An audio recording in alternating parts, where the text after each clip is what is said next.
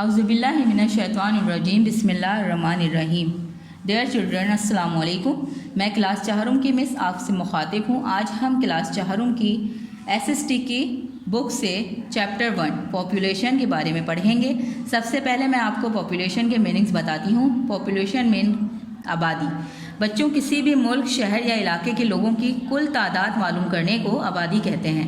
مثال کے طور پر آپ کے اسکول کے طلبہ آپ کے اسکول کی آبادی کو ظاہر کرتے ہیں۔ اسی طرح شہر یا ملک میں آبادی کی مجموعی تعداد اس کی آبادی پر مشتمل ہے۔ بچوں، آپ جانتے ہیں کہ پاکستان کی موجودہ آبادی تقریباً 221 ملین ہے۔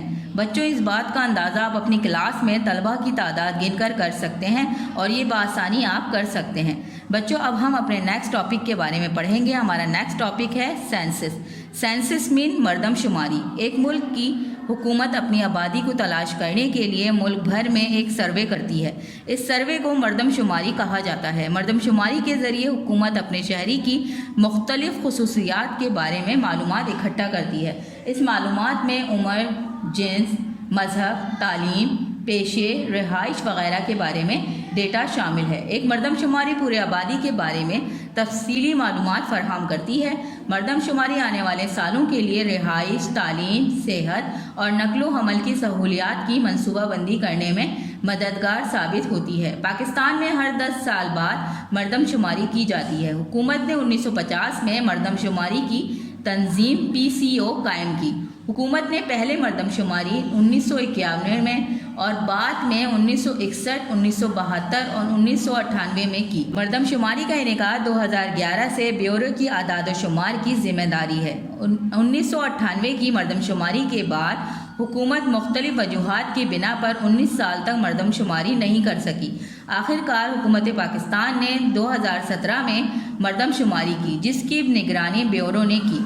بچوں، آپ کی کتاب میں صفحہ نمبر 36 پر جو چارٹ ہے، اس چارٹ میں 1991 سے مختلف مردم شماری کے مطابق پاکستان کی آبادی کو ظاہر کیا گیا ہے۔ ہمارا نیکسٹ ٹاپک ہے مائیگریشن۔ مائیگریشن مین ہجرت کرنا۔ لوگوں کا ایک جگہ سے دوسری جگہ منتقل ہونا ہجرت کہلاتا ہے۔ 1947 میں برصغیر کی تقسیم کے وقت مسلمانوں کی بڑی تعداد ہندوستان سے پاکستان ہجرت کر کے آئی، تو کئی مسلمان ایک گاؤں سے شہر سے ملک اور ایک ملک سے دوسرے ملک میں بسنا شروع ہوئے۔ کچھ لوگ مستقل اور کچھ عارضی طور پر رہے۔ لوگوں کی ہجرت کرنے کی بہت سی وجوہات تھیں۔ کچھ لوگوں نے بہتر ملازمت اور بہتر معیار کے مطابق زندگی گزارنے کے لیے ہجرت کی۔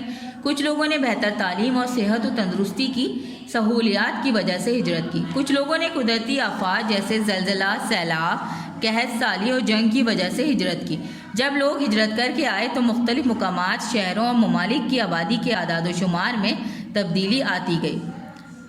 نیکسٹ ٹاپک ہے ڈسٹریبیوشن آف پاپولیشن، یعنی آبادی کی تقسیم۔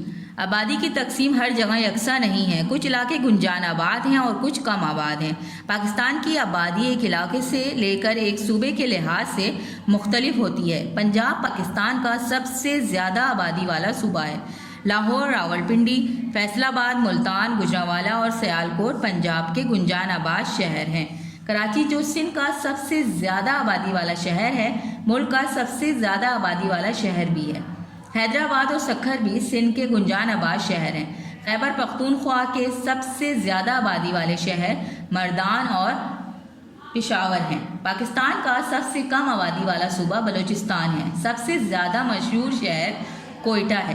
آزاد کشمیر کے سب سے زیادہ آبادی والے شہر مظفر آباد، میرپور اور کوٹلی ہیں۔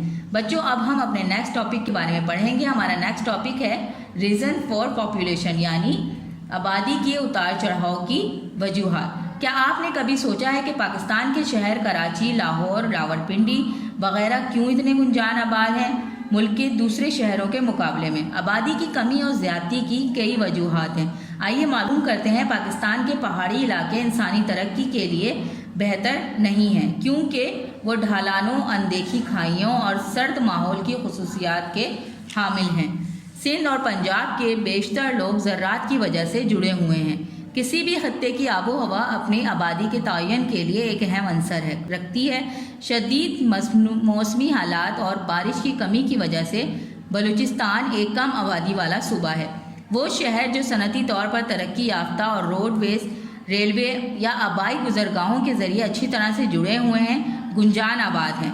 کراچی، لاہور، فیصل آباد جیسے شہروں میں لوگوں کی ایک بڑی تعداد کو روزگار، بہتر رہائشی حالات اور وسائل مہیا ہوتے ہیں، لہٰذا اسی وجہ سے لوگ ان شہروں کی طرف راغب ہیں۔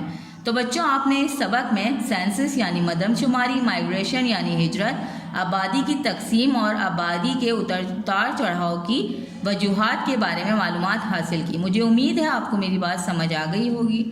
اللہ حافظ۔